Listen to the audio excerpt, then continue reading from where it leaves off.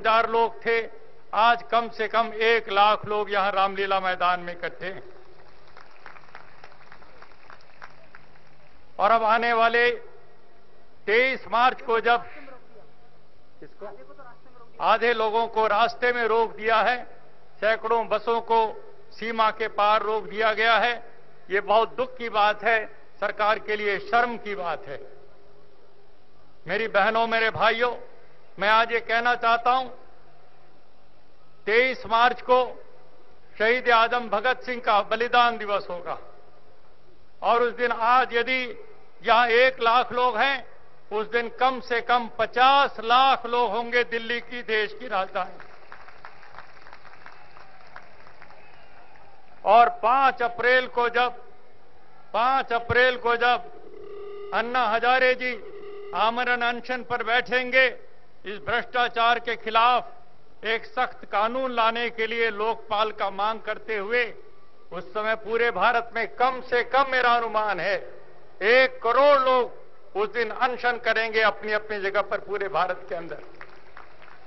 मैंने 30 जनवरी को कहा था, यहां पर इसी मैदान में कहा था, यदि भ्रष्टाचार का दानव इसी तरह दंदनाता रहा तो एक दिन हालात वो हो जाएंगे जो ट्यूनीशिया में हुए, जो मिस्र पर हुए और आज पूरे के पूरे अरब देशों में देखने को मिल रहा है। आज मैं देख रहा हूं मेरे सामने जितने लोग इकट्ठे हुए हैं, मैं चुनौती दे के कहना चाहता हूं भारत के प्रधानमंत्री से, प्रधानमंत्री जी, इससे बड़ी कोई कुर्सी नहीं होती, इससे बड़ा सम्मान कुछ नहीं होता जिस पर आप बैठे हैं पिछले 8 वर्षों से। यदि आपको लगता है कि इनकी आवाज में कोई दम नहीं है, मैं आपको चैलेंज करके कहता हूं, आप आइए रामलीला मैदान में, अपनी ताकत दिखा करके बताइए आपके साथ कितने लोग खड़े हैं।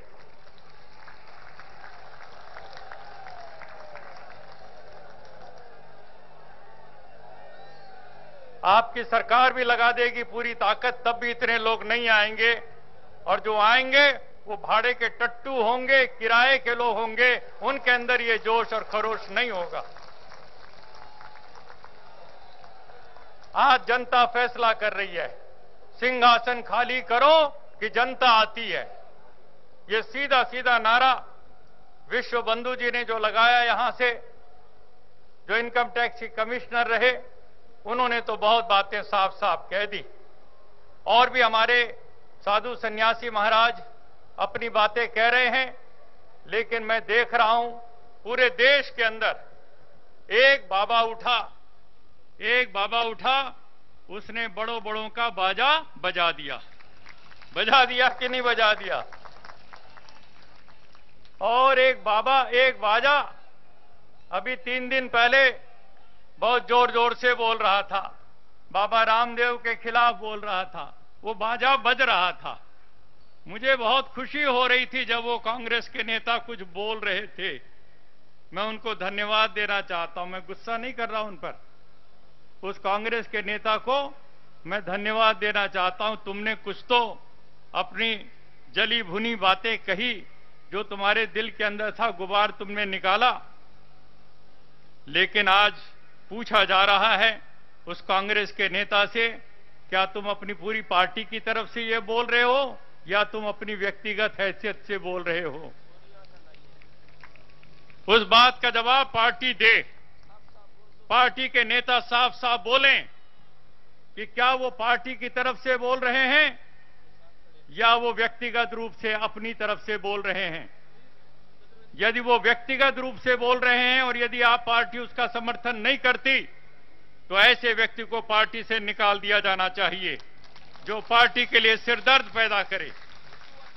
और यदि वो पार्टी की तरफ से बोल रहे हैं, तो फिर पार्टी के सबसे बड़े से बड़े नेता को अपनी संपत्ति का, अपनी आय का, अपने धन दौलत का उसी तरह ब्यौरा दे देना चाहिए जैसे स्वामी रामदेव जी ने दे दिया।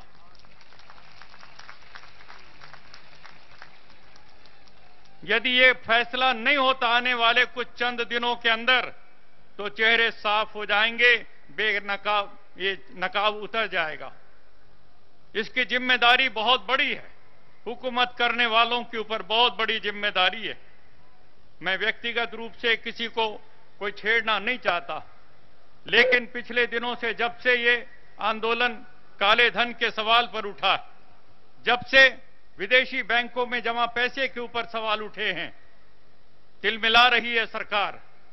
प्रणब मुखर्जी जी को मैं पूछना चाहता हूं, आपने किस हैसियत से अभी पिछले दिनों संधि की है आपने स्विट्जरलैंड के साथ?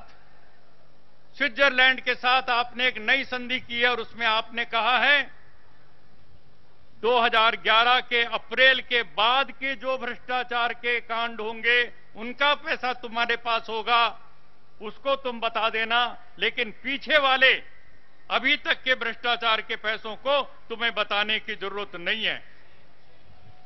मैं पूरी जिम्मेदारी से ये बात कह रहा हूं, यदि इसमें सच्चाई है तो प्रणब मुखर्जी जी, तुमने देश के साथ गद्दारी की है। देश पीछे का हिसाब मांग रहा है। इतने सालों से देश की आजादी के बाद जो लूट का धन विदेशों में पड़ा है, उसका हिसाब मांगने के लिए देश आ रहा है सामने,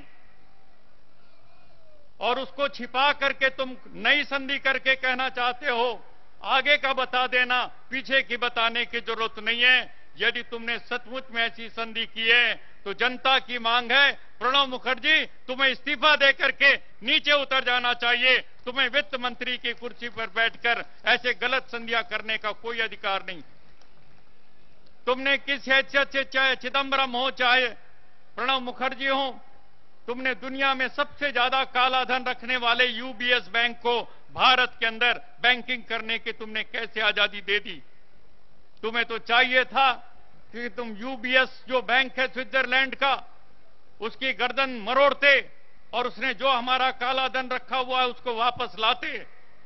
वहां से तो वापस लाना दूर रहा, तुमने उस यूबीएस बैंक को, इटली के बैंकों को भारत में बैंक खोलने की आजादी कैसे दे दी और क्यों दे दी, यह सवाल हम पूछने के लिए आए। तुमने और तुम्हारी सरकार ने इटली के और दूसरे दुनिया भर के काले धन के व्यापारियों को भारत में अपना काला धन भेजने के लिए मॉरिशस का रूट कैसे दे दिया? मॉरिशस के रास्ते से आ जाओ, डबल टैक्स एवॉइडेशन एग्रीमेंट करके मॉरिशस के साथ बैठी हुई भारत सरकार। मैं पूछना चाहता हूं, आज मांग की जा रही है बाबा रामदेव जी के भारत स्वाभिमान मंच के माध्यम से, पूरे भारत का बच्चा बच्चा ये मांग कर रहा है, इस प्रकार की मॉरिशस के साथ की गई संधि को आज जला करके खाक कर दो। हमें ऐसी संधियां नहीं चाहिए। हम ये मांग करना चाहते हैं कि देश के साथ जिन लोगों ने गद्दारी की है उनको जेलों में नहीं डाला गया। यूनाइटेड नेशंस ने सन 2003 में बाकायदे सारी दुनिया के देशों से कहा जिनको भी काला धन चाहिए वो आगे आए, हम एक कन्वेंशन बनाते हैं, एक संधि बनाते हैं, इस पर तुम दस्तखत करो और उसका अनुमोदन करो, तुम्हें कानूनी अधिकार होगा अपना काला धन वापस लाने की। यूनाइटेड नेशंस के उस एंटी करप्शन कन्वेंशन पर 126 देशों ने दस्तखत भी किए और अनुमोदन भी किया। अनुमोदन करने के बाद ही हमारे देशों को अधिकार मिलता है। भारत ने आज तक केवल दस्तखत किए, लेकिन आज तक अनुमोदन क्यों नहीं किया? भारत ने आज तक, भारत की सरकार ने और कैबिनेट ने यूएन एंटी करप्शन कन्वेंशन पर आज तक क्यों नहीं अनुमोदन किया? उसका कैबिनेट की मीटिंग होनी चाहिए, आज रात को होनी चाहिए, कल सुबह होनी चाहिए। भारत की जनता की मांग है, यदि तुम्हारे अंदर ईमानदारी का एक कतरा भी है तो तत्काल मीटिंग करो आज रात को 12 बजे से पहले पहले और उसके बाद उसका अनुमोदन करो, वरना तुम्हें कैबिनेट और सरकार में रहने का कोई नैतिक अधिकार नहीं बनता।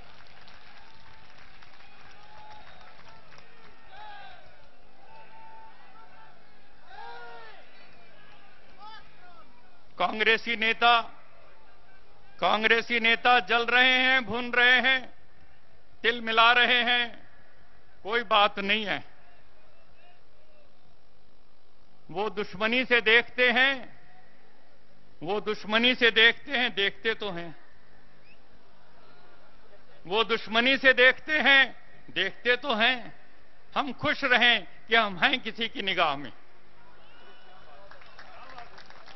कम से कम उन्होंने ताकत को समझा तो है। ताकत को नहीं समझते तो इतना चिल्लपो नहीं करते वो।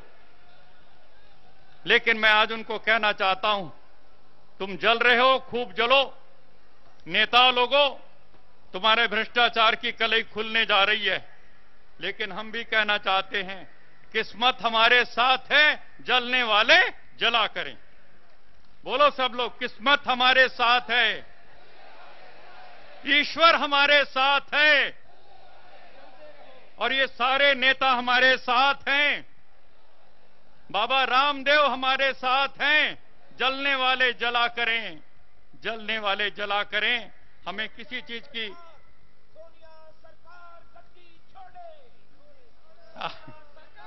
गद्दी छोड़े। आज पूरा ऐलान हो गया, एक जंग का ऐलान हो गया रामलीला मैदान से। और ये पार्लियामेंट की तरफ हम जब बढ़ेंगे, राष्ट्रपति जी को ज्ञापन देंगे हम, उसमें इस जंग का पूरा ऐलान होगा। या तो इन मांगों के ऊपर अमल करो, वरना गद्दी छोड़ करके नीचे आ जाओ। जनता तैयार है, सिंहासन खाली करो कि जनता आती है। हम लोगों को आज एक बात कहनी है। अभी कल रात और आज सुबह मैं बाबा रामदेव जी को सुन रहा था। सुदूर आसाम के नौगांव में वो बोल रहे हैं, और उन्होंने भाषण देते हुए कहा, आज का प्रवचन देते हुए कहा कि प्रधानमंत्री कहते हैं कि हम भ्रष्टाचारियों को बड़ा सख्त दंड देंगे। तुम दंड तो दोगे प्रधानमंत्री, तुम्हारे पास डंडा तो है नहीं। तुम तो भ्रष्टाचारियों को पुचकार रहे हो, ओले बाबा ऐसे बोल रहे हो। तुम भ्रष्टाचारियों को दंड कहां दोगे? जब तक लोकपाल जैसा एक सख्त कानून नहीं आएगा, जो जन लोकपाल बिल बनाया जस्टिस संतोष हेगड़े, शांति भूषण, प्रशांत भूषण, अरविंद केजरीवाल, इन सब लोगों ने मिलकर, और जब उसके शिकंजे में नहीं कसे जाएंगे भ्रष्टाचारी, तब तक न इनको दंड मिलेगा और न इनका खाया हुआ लूटा हुआ पैसा वापस आएगा। सरकार तो एक नया उल्टा कानून बनाने जा रही है। अभी पढ़ा होगा अपने पेपर में कि जितना काला धन गया है, विदेशों में जमा है, उसको लाना चाहते हो तो वो कह रहे हैं कि 45% टैक्स दे दो और वो पैसा रख लो। 45% टैक्स लेकर के समझौता करने को तैयार है सरकार। इसका मतलब हुआ, ए राजा और उसके दोस्तों ने यदि 1,76,000 करोड़ रुपया खा लिया, उसमें से 45% टैक्स वो दे दें और बाकी रख लें। हसन अली 1,00,000 करोड़ रुपया खा गया, उसमें से 45% दे दे और बाकी रख ले।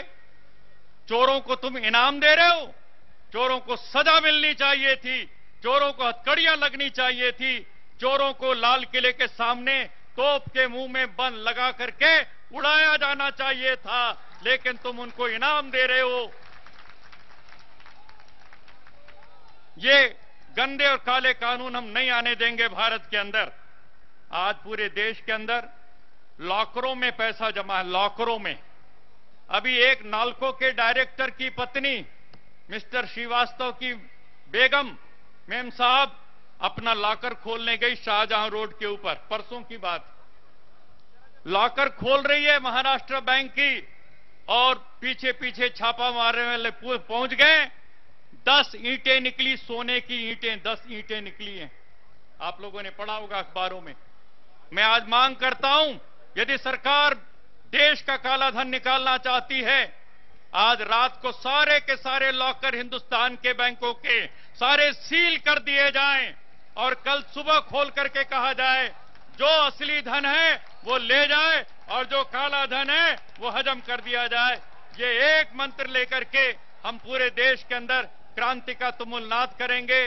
स्वामी रामदेव जी आ गए हैं, और अब हम सब लोग उनके साथ मिलकर के जो एक अभिनव क्रांति का सृजन हुआ है, एक जन आंदोलन, देश की एक नई आजादी, और अन्ना हजारे जो बैठने जा रहे हैं अनशन के ऊपर, करोड़ों लोग उनके साथ मिलकर के